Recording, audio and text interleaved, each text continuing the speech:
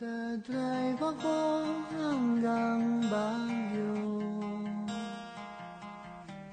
Magdadrive ako hanggang Bicol. Magdadrive ako hanggang Batangas.